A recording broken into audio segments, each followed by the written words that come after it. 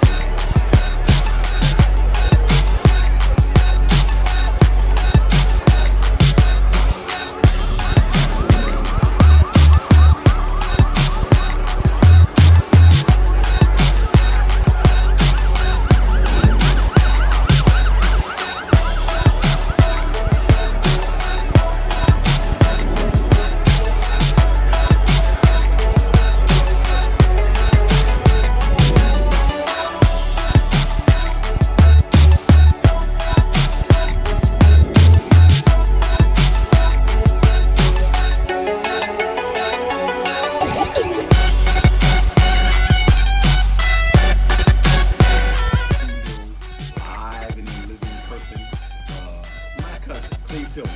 He is a son, a father, a brother, a law officer, an accomplished officer.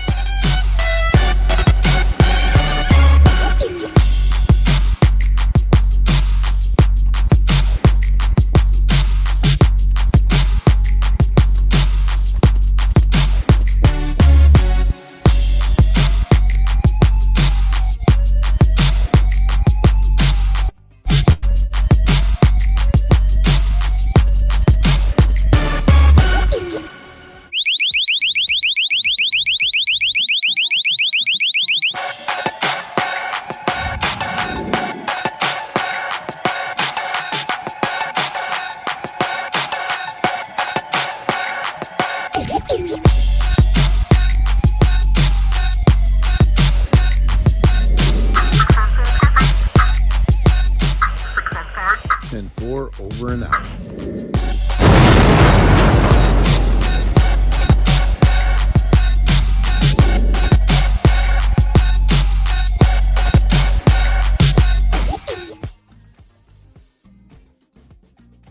Subscribe now.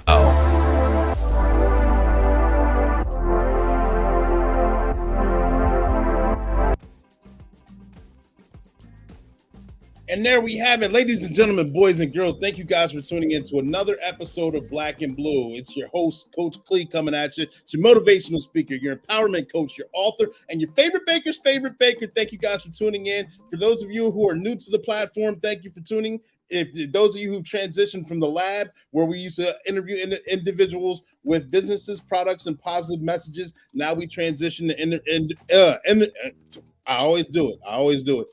Interviewing individuals who are in the field of law enforcement, security, military, anything like that. We bring their experiences, we share their knowledge here on the platform, and I got a special guest. I know you guys are going to like him. I'm excited to bring him to the stage. That's why I'm fumbling, because I want to get through it and I want to bring him, but we got to take care of housekeeping rules first. Ladies and gentlemen, boys and girls, if you're looking for that shout out that you want, we're on 5 different platforms. We're on LinkedIn, we're on 2 pages on YouTube, we're on 2 pages of Facebook. So therefore, I can't see who's all on there. So if you're looking for, if you want your name or where you're from, if you want any of that shouted out, you got to put something in the comments section. If you have a question also, you got to put that in the comments section and we'll address them accordingly, all right? Make sure you guys do that. Make sure you guys keep the likes up, keep the engagement up, because we're going to have fun, all right? Got a special guest, like I said before. I hope you guys saw the Sergeant Be Safe. Hope you guys like the Sergeant Be Safe. But we also got one of our sponsors, MG4 Tech. You see him in the comment section. His website is below. Make sure you check that out when you get the opportunity. Don't do it now, but make sure you check him out. He'll help you with all your online needs, whether you have a platform for podcasting, whether you have your own website, anything digital, he can help you out. Also, workwithclee.com. Now, if you want to be a guest on the show, you need to check that website out. If you want to work with One Way Publishing, you need to check that website out, because that website is the gateway to get you on these platforms or get you to access to these books behind me, or even if you want to write your own book. One Way Publishing is one of the sponsors here. Their motto is they can take a mere thought and turn it into a book that's bought. So therefore, whether you have just a thought or whether you have a rough draft, we can get your book published. One Way Publishing can make that happen. And Sergeant Be Safe can say it better than I can. Stay tuned.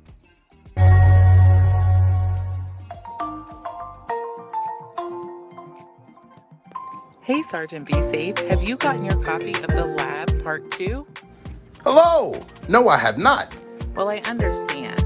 It did just come out, but make sure you go and grab your copy as soon as possible. The Lab Part 2 contains so many amazing people and their stories. Let's give Coach Clee a round of applause for completing another book. It was great seeing you again, Sergeant Be Safe. Make sure you let me know what you think of the book. By the way, did you see who made the cover? I finally got my copy. Make sure you guys go get yours. This book was published by One Way Publishing. Workwithclee.com is the website. Make sure you order yours while supplies last.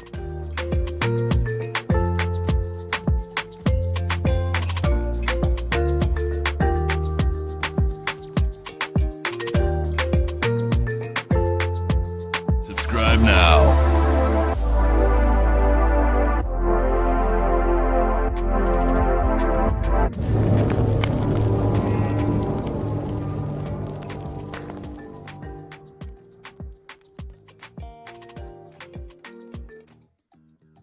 And like I said, Sergeant Be Safe said it best. One of our sponsors, MG4 Tech and One Way Publishing, can satisfy your needs. Veterans Day is right around the corner, as you all know.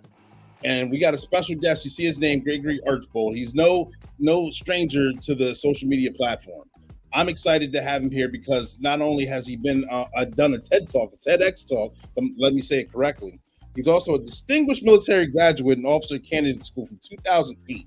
He's currently has also been in a military leadership corporation, has 2 master's degrees, security advisor, a leadership advisor, director of the U.S. Army Correctional Facility, a logistics of CID, and a director of law enforcement, and the list goes on and on and on. And I know I didn't do the intro justice because I can't touch all his accolades, and I'm sure he'll clean it up. However, right after this video, we're going to bring him to the stage. Check him out, ladies and gentlemen.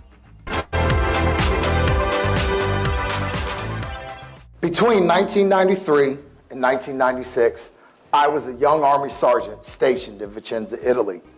This place was a hidden gem, not solely based on its location, but based on the leadership I had in my unit. Several months into my tour, my unit participated in an exercise at the Combat Training Center in Wildflicken, Germany. At the end of the exercise, we had to clean and inventory all of our equipment. On face value, this doesn't seem to be a difficult task, except when it came to cleaning the vehicles.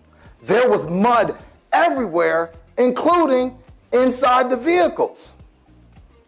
What do you think we did? We took them to this place called the wash rack, which is really military lingo for a car wash, in an attempt to get the vehicles clean. But no matter what we did, We got soaking wet and the vehicles were never fully cleaned. And to top it off, the temperature was about to drop into the teens. So here's the problem with that. You can be wet and you can be cold, but when you combine the two together, woo-hoo, that's a level of misery that I can't even describe. But our leadership was clear. This task was important. We needed to get the vehicle spotless so that they would pass inspection for the rail car ride back to Vicenza. Normally this task is done by the driver with a few sergeants for supervision. So it was to my surprise when I saw my battalion executive officer, the number 2 person in charge of my battalion, cleaning his vehicle with his driver. He was cold like us, soaking wet like us, but his presence and his passion sparked something with every soldier that was there that day. So why is this story important? Simple. It contains 3 essential elements that all good leaders will follow: purpose, presence, and passion. Our work culture, it's changing. Our employees are changing. But what is not changing is the ability that these 3 principles can work with any organization and with any generation.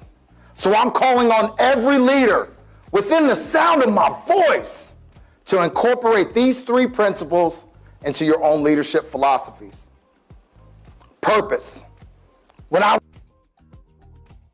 And that, ladies and gentlemen, that's just a small clip. If you want to see the rest, make sure you type his name in YouTube, do a search, subscribe to his channel, and you can see the full speech. It's amazing, it's entertaining, and it's inspiring. Ladies and gentlemen, without further ado, boys and girls, I'm going to bring Gregory Archbold to the stage. Gregory, you there? I'm here. What's happening? What's happening? What's happening? What's going on? I love the energy. I love the excitement. Thank you for being on the platform. Thank you for that tremendous speech. Tell us a little bit about yourself. Oh, wow. First, let me say, just thank you so much for having me on the show. I was pleasantly surprised to especially have someone from the central Pennsylvania area reach out to me, which was totally by accident. So I really, really, really appreciate you reaching out. I just celebrated my 52nd birthday, so I'm 52 years young. Look good. Birthday. Hey, thank you. I'm originally from the suburbs of Chicago in a small place called Oak Park. I moved to central PA in the Harrisburg area my sophomore year in high school. I was there for about 2 years before I joined the Army. And then I've been in the Army ever since. I've spent 32 years in the Army. I was a emergency medical technician for the first half, and then I moved into the Military Police Corps when I was commissioned in 2008. I plan on retiring in October of next year, which I'm looking forward to it. And I'm married to the love of my life for the last 22 years. And we have 4 children, and they're all doing great. Nice. And like you said, yeah, I appreciate the fact that you made yourself available to come on this platform. I know we spoke relatively in a short amount of time sometime earlier this week, into last week, therefore. We discovered a lot about each other. Like you said, you have over 30 years of experience in the United States Army. You're originally from Chicago. However, you graduated from a high school local to this area near me, like within almost a stone's throw distance. Not really, it's a couple miles, but still, it's very local. And we're going to get into all that, and we're going to get into all how things come full circle when we get deeper into this interview. But right now, give us a little bit about your current position and your current responsibilities. Like I said, I'm still active duty Army. I work for the 2nd Security Force Assistance Brigade. Okay. And my title is the Provost Marshal. My unit is responsible for doing train and assist missions all over the continent of Africa. Okay. But my job specifically is to do the security aspects of those deployments. I'm also dual-hatted as the talent acquisition person for my unit. So I have to give a plug for the 2nd Security Force Assistance Brigade. And because we're a volunteer organization, so part of my job is to reach out to get other individuals to come to our unit. Okay. There you go, man. That seems like a lot and a lot of responsibilities. And I know that in your bio, you covered a lot of what you've already done. Can you take us down a path on some of the jobs and some of the leadership skills that you've had in the past? Sure, Coach. So the way our everyone's career in the military is a little bit different. We have several different areas in the Army in the MP Corps. We have K9, we have combat support, we have law enforcement, and then we also have corrections. I've been lucky enough that I've been able to work in all of those areas. Lucky to work and command in a corrections unit twice, once in Guantanamo Bay and once in Germany. I was also worked in I commanded a law enforcement detachment in Fort Gordon, which is right outside of Augusta. And I worked in a combat support role as a platoon leader in Afghanistan. I believe it was like 2008, 2009 time frame. So I've had a little bit of a variety of experience. I worked also when I was in Germany. I worked logistics for a criminal investigations division. So they are responsible for felonies and mostly felony crimes, and the MPs handle everything below that. Gotcha. And like I see, Jimmy Nelson's on here. He's currently in the United States Army, and I know we've had a couple Marines on here. I know he had a couple Air Force and Navy. Therefore, I'm also an Army vet myself, so therefore we all can say it best. Get that information out there. On that. Hey, I'm a little detached, but that's all right. But let me ask you this: tell us about your mentors or someone who influenced you before you joined the United States Army. What exactly did you do? What inspired you to enlist in the Army, and who helped develop you into the person that you are today? I would say my biggest mentors would have to be my mom and dad. Cecil and Maria Archbold. They'll hopefully see this at some point. But without them, I would not have the drive and motivation that I have today. They both come from humble beginnings. My mom and dad were both born in Panama and came here, in the 60s time frame, and then set up shop. And, I've lived here, lived in the States pretty much my whole life. So they really set the basis for who I am. As far as, my career, I've had many mentors along the way. But one of the things that I think is essential when we talk about mentorship, because I recommend that everyone get a mentor, is ask yourself this question: are you mentorship worthy? You get that one. You have to be mentorship worthy. If you people are going to reach out to their boss to say, hey, help me with this, then you've got to be worth that person's time. And I know that hopefully doesn't rub certain people the wrong way, but it's pretty factual. People are not going to waste their time unless they think that you are worth it. I've had mentors, my very first leaders. The first thing they taught me was to care about people. Why? Because they care.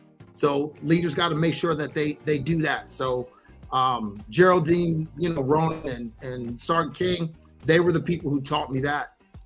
I've had some big name leaders who taught me to surround yourself with the right people. Right. But once you surround yourself with the right people, you've got to trust those people. Don't bring people into your team and second guess or micromanage them. The Lutz, the Ackermans, the Perez's, they taught me that I can do more than I think I can do. And one of my favorite Archbold isms is hard does not mean impossible. Hard does not mean impossible. Too many times people will find a task or something that they're doing and they'll say it's hard. That doesn't mean it's impossible. It just means it may take you longer to do that. So for me, I've had just a wide range of mentors throughout my career, and I keep gaining them as I go. Yeah. Yep. Now, see Kia Hannah's on. Thank you, Kia, for tuning in. Please tag, like, share, get those likes up. I appreciate that.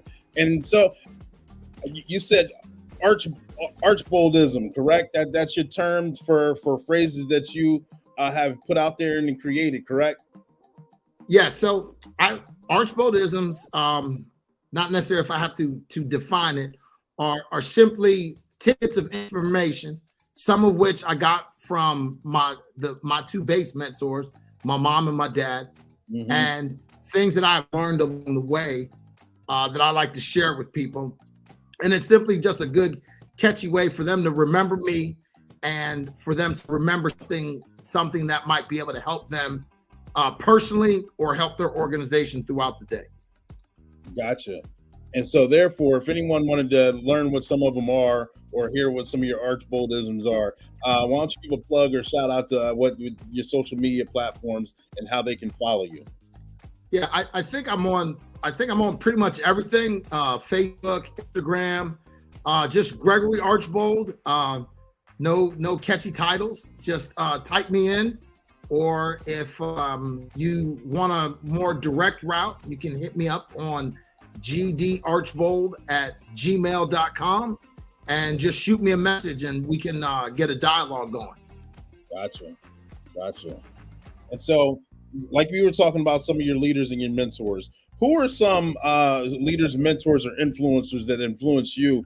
Can you give some examples or share some experiences on some of those who have impacted you very positively, and in retrospect, some of them that may have impacted you very negatively and how that impacted you as well? Well, so we always end on a positive note. I'll start with some of the negatives. I won't necessarily put on blast, but I will say there are two aspects what I'll talk about negative leadership. Number one is what I like to call, or we call in the Army, the spotlight. I've had leaders who the spotlight who only wants to be in charge when their bosses are around, and they're never present. So in my TED Talk, I talk about how leadership presence, it matters. Your leadership presence builds trust, and leadership presence dictates importance on whatever task it is. If, in the law enforcement world, if keeping the patrol cars clean is important, then the sergeant will be out there to make sure that those vehicles are clean after each, shift or work. Whatever the task is that is important, the leader should be present for that. So spotlights are those who do that. So that's something that I've engaged that I learned very quickly that I did not want to be that person. So we always say you learn a lot of things from good leaders, but you also learn a lot of good things from bad leaders and what you don't want to do when you're in that position. The other thing is I'm the everything is a priority person. Everything has to be a priority. If everything can't be a priority, then nothing is a priority. So when you do that, what happens is you end up running your team into the ground. And it's everything is a priority. Everything is a priority. Dictate the priorities, give them the 2 or 3 things, and then everything else just simply needs to wait. And if it can't wait, then you need to reevaluate your priorities. So I would say 2 of the biggest things that I would say that impacted me to make sure that I did not do was make sure my people, that everything wasn't a priority, and that I was present for those tasks that are important. Now to good stuff, my very first 2 squad leaders, Ronan and King, I will say are, like I said earlier, they taught me to care. And that was a simple thing as when I arrived fresh, because I was one of those strange soldiers who I went through my basic training and then I went to, learn my job. And then, the Gulf War happened. I know most of the people might be hearing that as kind of young and that's in the history books for them, but that's something we actually lived. And I showed up at my unit wide open, and they made sure that I was taken care of. They went out of their way to set me up to take college classes and to do everything that they could for me. And that is something that they taught me early on, is that I got to take care of my people. Mhm. You know, I worked for years later, I ended up working for a pretty famous general officer, and he taught me to surround yourself with positive people. Mhm. And those people, but you have to trust them. They are in your circle for a reason. And you've got to make sure that you give them that leeway to do their jobs and never micromanage. Trust but verify. And there's a fine line between trust and verifying and micromanaging. But don't micromanage your people, because you will kill initiative that way. And I would say lastly, three of my more famous ones or favorite ones would be a gentleman named Lutz Ackerman and a guy with the last name Perez. They taught me I could do more than I thought I could based on the training conditions that we were put under. So I always tried to make sure that when I was in charge, that training was not just, things can't be easy, because, you know, when it's time to hit the streets, or in our case, it can't be easy. So they taught me that I could do more than I thought I could do. Absolutely. Absolutely. Good answers. Good answers. I'm going to give a shout out to Annabelle Smith. She's waving her hand. Rayford Knight. Yep. And Shayla Thompson, she said, trust is so important with your circle. Is great advice. Absolutely. Absolutely. So being in a leadership position and actually trusting your troops, the types of capacities and the different kinds of jobs that you had while in the military, how were you able to share the load and trust your troops in the middle of whatever chaos or whatever situation, as far as any kind of security, logistics, anything that you may have done? Did you actually get down on the ground level, like you said, and help them yourself? Or did you have to get down on the ground level and also get on a higher position to get more of a bird's eye view of what's going on? For me, I think there's a combination of both. I think depending on where you are in the leadership realm, you know, the sheriff may not necessarily need to be changing tires in the motor pool, right? But the sheriff should show up. The sheriff should show up during shift change to make sure that the briefings and et cetera, things are being done. But I think you need to find a balance between, because coaches in sports teams are not on the field, they're on the sidelines observing. So you have to find a balance between doing and balancing, watching, observing, and giving guidance when guidance is needed. I think too many times, even early on in my career, I had a good counterpart. My man Mac, shout out to Mac. He kept me straight and kept me in my lane to make sure that I didn't get too hands-on in approach the problem from more of a visual lens. My left, he kept me on my left and right limits. So I think you have to find for most leaders, the most difficult thing is finding a balance between getting involved and when you need to step back, observe, and then step in and give guidance to whatever your team is. Gotcha. Absolutely. But what are some ways now that you like to step back and reflect at yourself so you can become a better leader? I know you said you like to continuously gravitate towards individuals that are leaders so you can absorb through osmosis their leadership skills as well. How do you still become a better leader as you're still growing? I think I like to say this, you know, one of my other Archbold is if you are the smartest person among your group of friends, get new friends. Okay. You cannot be the smartest person in your circle. Right. And sometimes I had a mentor, Mr. Wagner. He told me sometimes people are not as smart as they think they are. And sometimes stings. Sometimes, feedback does sting, but it's what you do with that feedback that comes to make you a better leader. So I try to find people who are smarter than me and sit down and talk with them. As I'm working on this transition, I shoot out cold calls to people all the time to ask for knowledge and information. Your network of people that you hang out with is going to be the key to your success or the stepping point for your failure. So I advise everyone, surround yourself with positive people, and then you'll probably be a positive person. So that's one of the things that I do is I reach out to people who are smarter than me, or they are in positions that I want to be in to see if I can get them. Now, sometimes it doesn't work, and sometimes people don't reach back.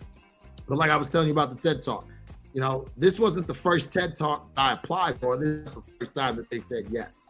So I was led to believe, hey, don't quit. So hopefully that was good. Yeah. I like actually what you said, surrounding yourself with people and gleaning their advice or criticism from them. Sometimes it's not always wanted, but it is necessary. It reminds me of the old phrase that medicine's not supposed to taste good, but when it goes down, it's supposed to make you feel better. But actually getting it inside you and tasting it, like, it's bitter, you don't want it, it's disgusting, but it's there to make you feel better. And that way, when you feel better, it helps you grow. Right. And grow, if I can, like growing, we're talking about change. All right. You have to be able to see the change, that something's not right. Hear the change, which is getting that feedback, and be the change that you want to see. If your organization is not where it needs to be, then be the change that you want to see. Don't complain about something unless you're willing to step out there and do some fixing yourself. Yeah, you can't win if you don't play. Annabelle Smith and Shayla Thompson, you're both dropping gems this evening. That's right. That's what this platform's for, and we're having fun doing it. We're going to take a quick pause for the cause because, Certain Be Safe is a sponsor. He's got something to say, and we're going to come back and talk about that TED Talk. Stay tuned.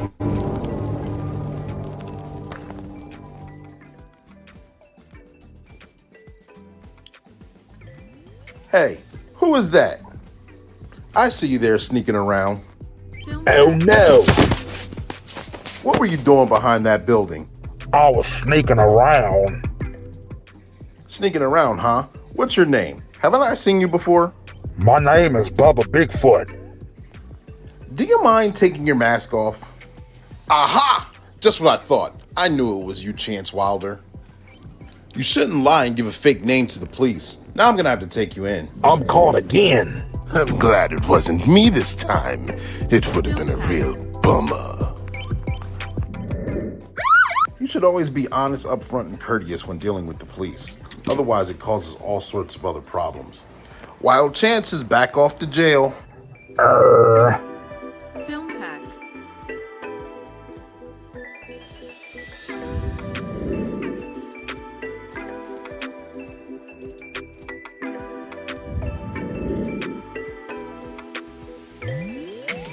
Film Pack.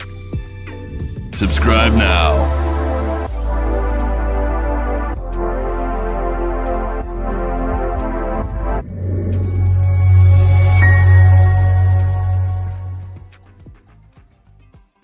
All right, ladies and gentlemen, boys and girls, thank you guys for standing by for Certain Be Safe. I hope you enjoyed it. We are still on Black and Blue, the platform where we're interviewing Gregory Archbold, and we've got a couple comments right here. One from Natasha Williams, such a positive role model. Blessed to have him in our circle. Thank you.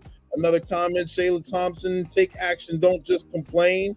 Absolutely. Thank you, ladies, for tuning in. Please tag, like, and share.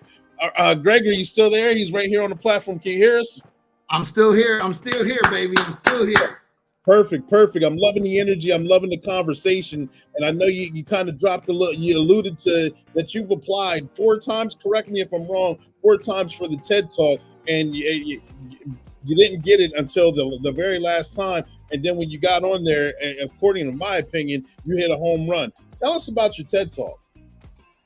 Oh yeah. So for me, the being on the TED stage, for me is like the World Series of public speaking.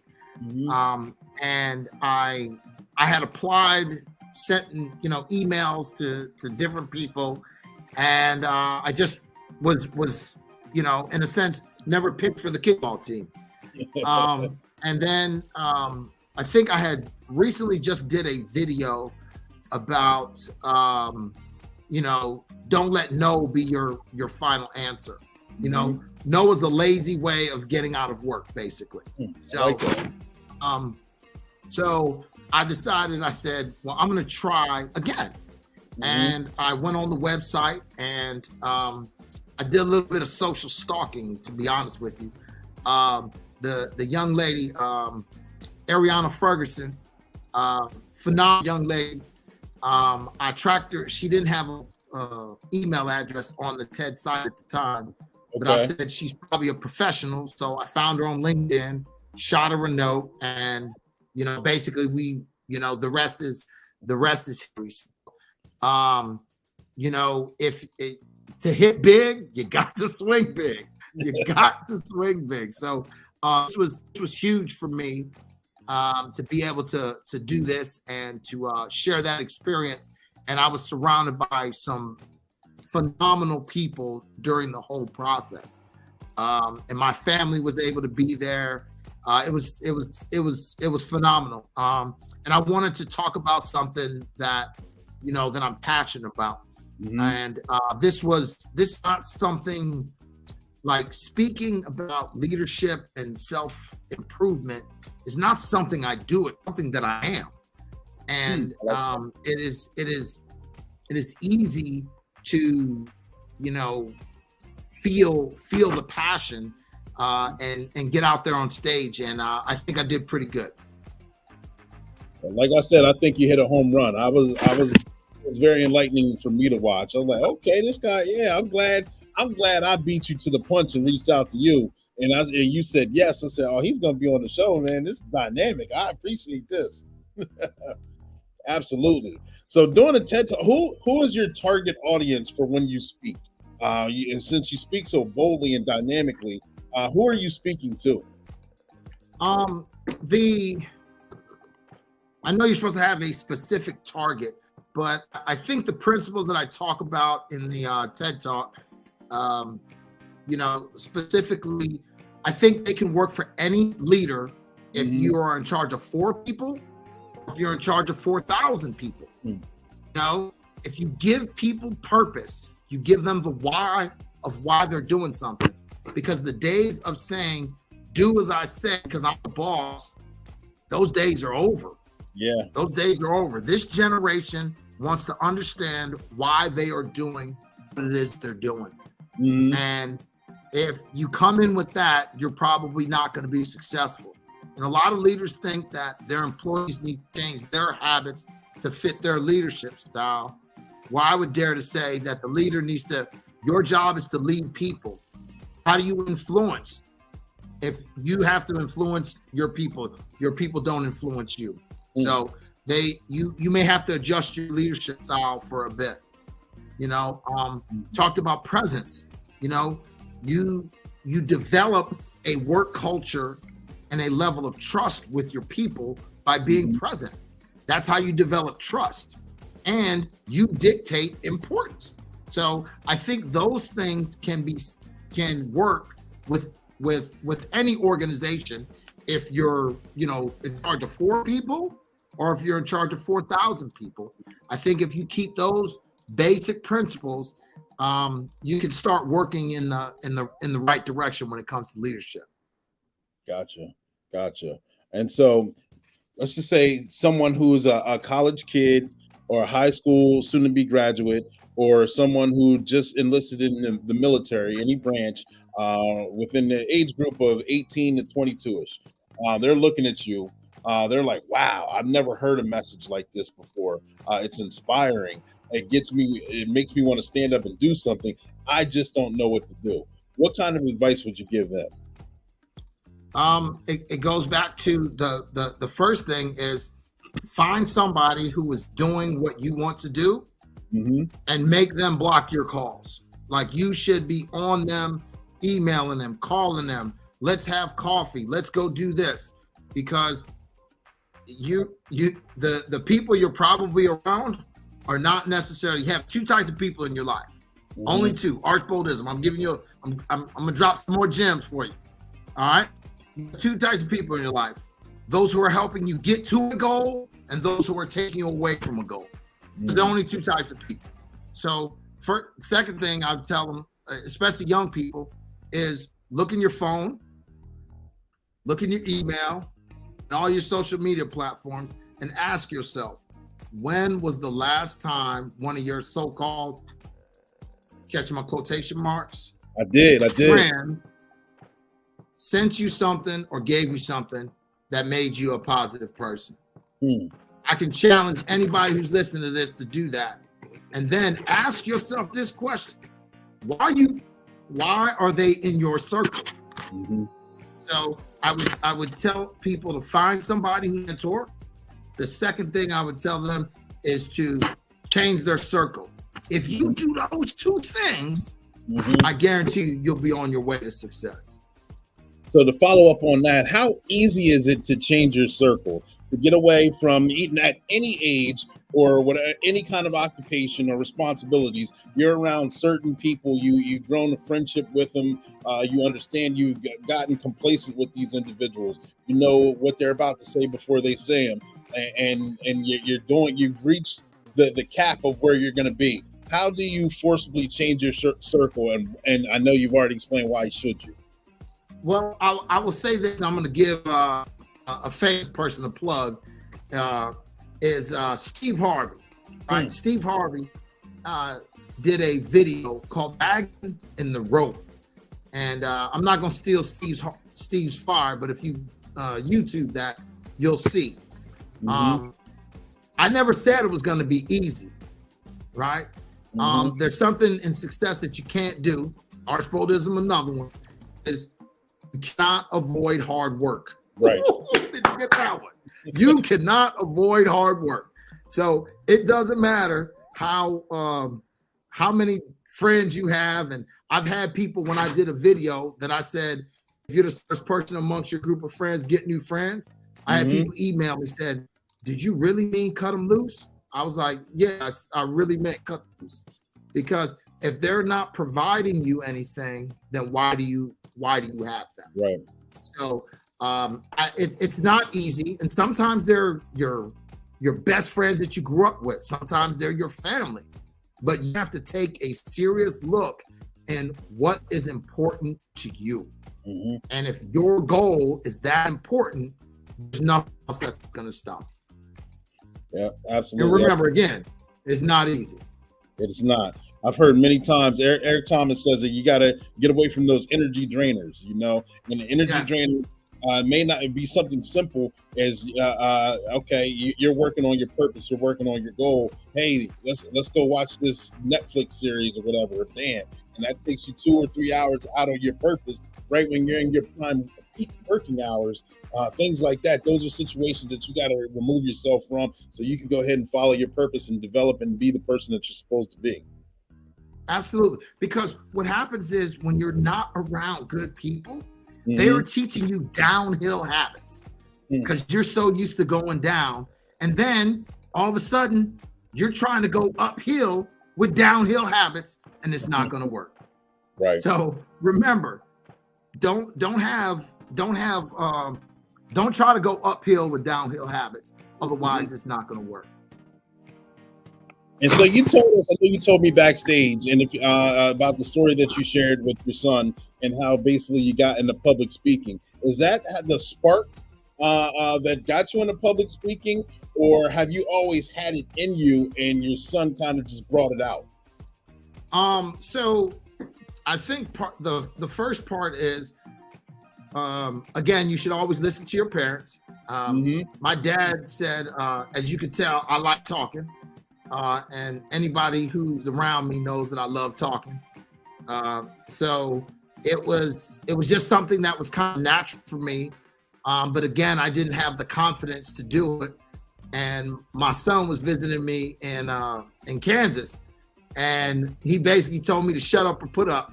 And he grabbed my phone, and we did my first video in my backyard right there at Fort Leavenworth. Okay. So it's something that I really, I believe it's just something that I am.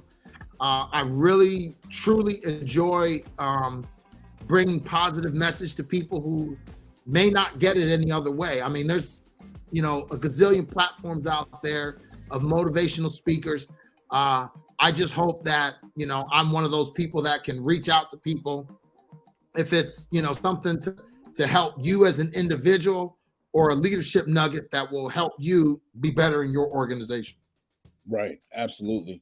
And got to give a shout out to Cy Emery. Great show, Clee. He's dropping a lot of great jewels. Yes, he is. I appreciate it. And make sure you guys check out his channel. This is influencer and mentor of mine. He's helped me through this social media platform for the past couple years. So I like to give him the flowers before he's gone. Make sure you guys check out his channel as well. He's dropping a lot of jewels and a lot of inspiration. And he's an author, former high school gym teacher, basketball coach. He's been out there. He's out and about, and he still keeps his ear to the street. So let me ask you this: how do you feel like that you're making a difference right now? You've done over 30 years in the military.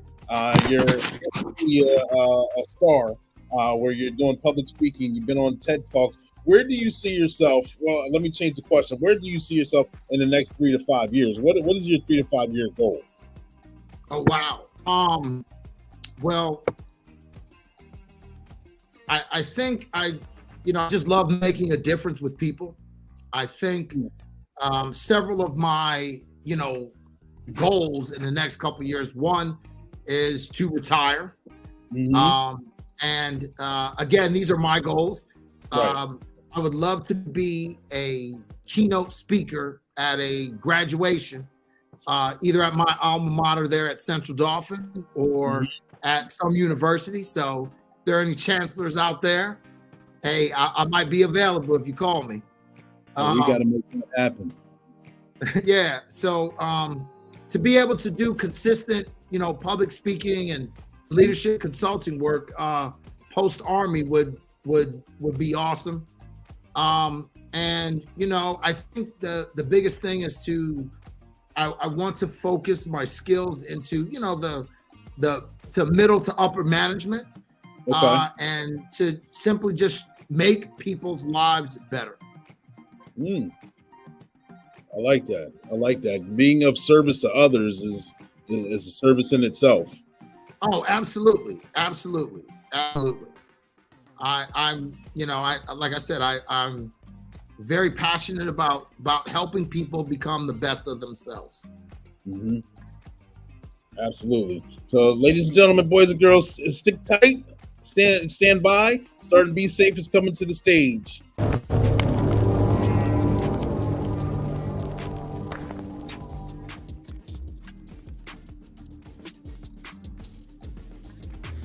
Small crimes turn into bigger crimes if not dealt with. The broken windows theory. Hey, Rob, you blind. I saw you break that window. Meddling busybody. That window was like that when I arrived. I'm calling the police. Ooh. Don't run. Sergeant, be safe. I saw Rob, you blind, try to break into that building. Thank you, concerned citizen, for letting me know. We will definitely investigate. Minor crimes such as vandalism, loitering, curfew violations, public drunk, jaywalking, or driving with your headlight or taillight out. Minor crimes turn into bigger crimes if not reported. Sergeant, be safe. I would have gotten away with this if it weren't for you and these nosy citizens. Community policing begins with you. So if you don't want to see your neighborhood go down the tubes, if you see a crime, report it. Sergeant Be Safe here. That's your tip of the day to get you on your way.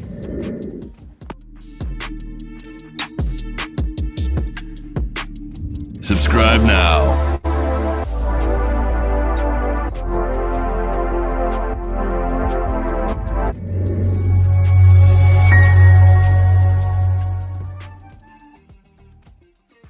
All right, ladies and gentlemen, boys and girls, I see Rhonda Brown's on. Hello and good evening. Thank you for tuning in. Please tag, like, and share. Absolutely. Sorry, Emery, up. Thanks for the shout out. Absolutely. I appreciate you right back. Thank you. Thank you. And so I know we talked about an age group of individuals between 18 and maybe 23-ish, but we can expand it. Anyone who's a young adult to an adult. The beer virus that hit us a few years ago kind of changed the game for us, as far as finding applicants, finding qualified applicants, finding recruiting them, and retaining good, I would say, officers or individuals who are in any kind of working atmosphere, because it's hitting every single company, every single business, every single agency. It's hitting us all the same. What kind of advice would you give for part one on a new applicant or a younger person? What kind of skills should they possess as they're going for these jobs? And for retention, for anyone who's been in the job for a few years and they're kind of quietly quitting, as the phrase is going on, what kind of inspirational moments would you give them to continue on the fight? All right. Well, I'll start with retention, because this is something that I've done some research on. Mm-hmm. People do not. Money is important, and I'm not delirious enough to say that money doesn't matter, because it does. But I will say that most people do not leave jobs because of the pay. Organizations have to ask themselves and take honest feedback as to why people are leaving during this migration. Right. Some of the reasons are, and I hate to say it, leadership. People will stay in organizations because their boss cares. They are personally appreciated, and they are professionally appreciated. So if your organization is not doing that, you probably should take a look at doing some type of exit survey and asking people, because at that point they're leaving already, and they can give you some honest feedback and say, hey, this is why we do this. As far as things that I would tell young people coming into the workforce, the number one thing is communication. Not only orally, but written communication. There's a difference between texting and doing a formal letter or presentation to your boss. Right. And because there are some students in certain grades, and math is not my best subject, so I won't give you specific numbers, but there are people, some of these kids have been out of school for a period of time, so they're not used to dealing with people face to face, and that can be difficult. So I would get them from behind their computers and find ways to directly interact with people so they can practice, because by the time, especially high school kids, they go from 15 to, next thing you know, they're 22 and they're in a job interview and they don't know how to interact with people. Yes, we have hybrid work schedules, and that's becoming the new hotness. But I would challenge young people to think about their communication, and to be patient. Just because you believe you're worth six figures, don't necessarily mean you're gonna make six figures. And that's a falsity. I look at some of the things that I have in my record, or my wife's record, and we're smart, we're educated people. My wife's probably one of the smartest ladies I know. But sometimes people feel undervalued. But sometimes you have to be patient and take your time moving up. So I would tell them, work on the communication skills, both written and oral. And just have some patience. And again, find that mentor. But what's the first thing you got to ask yourself? Are you mentorship worthy? Absolutely. That's a big So question. I had to go back to that one. Yeah, I like that question because that's a question that makes you self-reflect. And self-reflecting, it makes you look at yourself in the mirror and like, oh, yeah, I can change this. I need to get on that. I need to work on that. I am not the person that I think I am. I need to actually elevate and make myself better. Absolutely. So I be coach worthy. And I see April Brenner's on here. She said, so proud of you. Do great things. Absolutely. Absolutely. Got again a bunch of shout outs there. Let me That's ask my circle. Okay, I see. And your circle's pretty tight, and they're supporting you as they should. Oh yeah. We've known most of those folks. Annabelle, April, Tasha, Ray. I've known them 20 years. Okay. So a shout out to y'all. There you go. So we had a tremendous conversation. We talked about different logistics in the military, talked about your career, talked about mentors and influencers, talked about the TED Talk, talked about so many wonderful things. In the course of conversation, I may have forgot a question, or it may have jogged your memory and things that you would like to convey or share, or put any plugs out there. Is there anything that you would like to put out there right now? The floor is yours. Right. I think but before we close, I would definitely say thanks again for having me on the show. It's been a phenomenal experience. But when it comes to leadership, I want to stress one key point. People, Maya Angelou says this. She says, people will forget what you said. People will forget what you did, but they will never forget how you made them feel. Mm-hmm. So you can be in charge, but still be a person. So I would challenge leaders out there to look at how you interact with your employees and how are they feeling at the end of the day. Because an employee that is appreciated is an employee that is going to stay in your organization. And my last two things I always say when I close out videos, I tell people to stay driven and just don't be average. I like it. I've learned a lot just by talking to you. You've inspired me. I appreciate the connection that we had. I'm looking forward to moving the connection on and seeing how we can grow, and definitely want to watch you flourish and make sure that we can get your goal accomplished and doing this speech for a graduating class. And hopefully, because the class isn't graduating as of yet, I know May and June's right around the corner. We can get that done within the next couple months. Hey, let's make it happen. Because guess what, Coach? Hope is not a method. I like it. Ladies and gentlemen, boys and girls, I hope you enjoyed today's show. Don't go log off yet. Got a couple more. I'm gonna replay the video for those that came on halfway through the stream, because it's a great video. I don't want you to miss it. Another Sergeant Be Safe video is going to come through as well. And make sure you guys tag, like, and share. If you have any questions, keep them in the comment section. We will address them as we move on. This is uploaded on 5 different platforms. If you have anyone watching the future platforms, if you want to be a guest on the show, workwithclee.com. You see it scrolling below. Reach out to me and we'll make that happen. But stay tuned. Right now, here comes Sergeant Be Safe.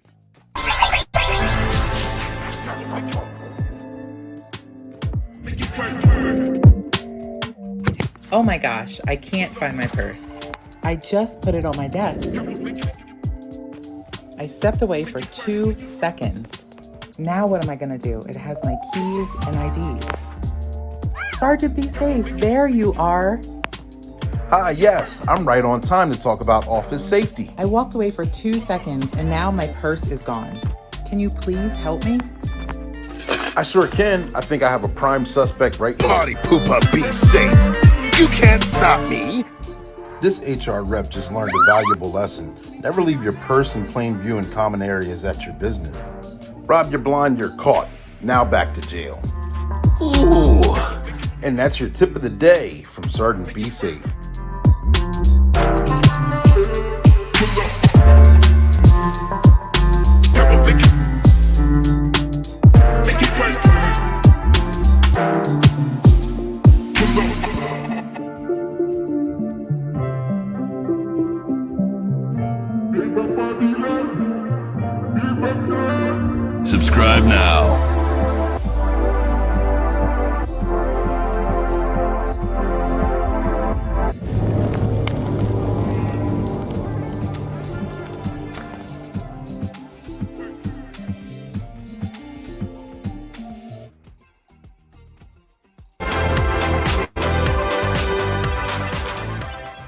Between 1993 and 1996, I was a young Army sergeant stationed in Vicenza, Italy.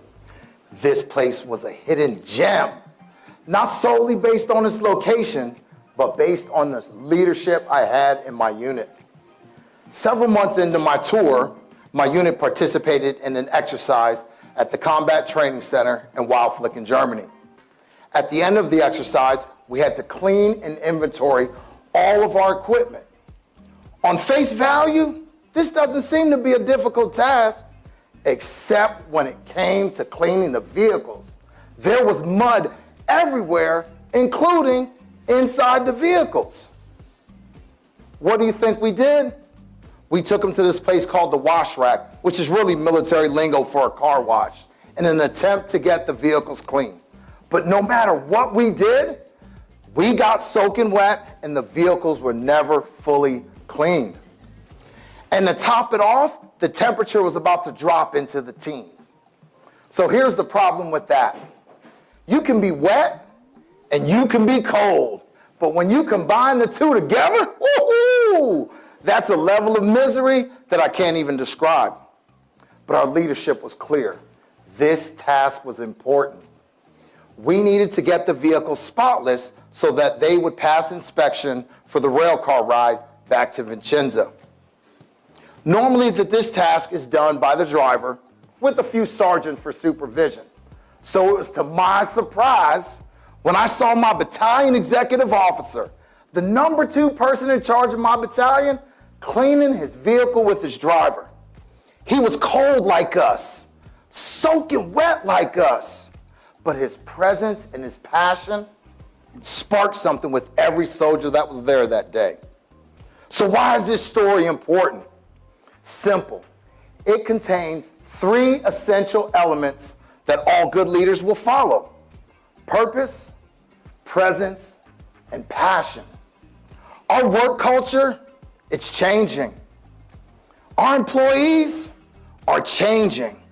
But what is not changing is the ability that these 3 principles can work with any organization and with any generation. So I'm calling on every leader within the sound of my voice to incorporate these 3 principles into your own leadership philosophies. Purpose.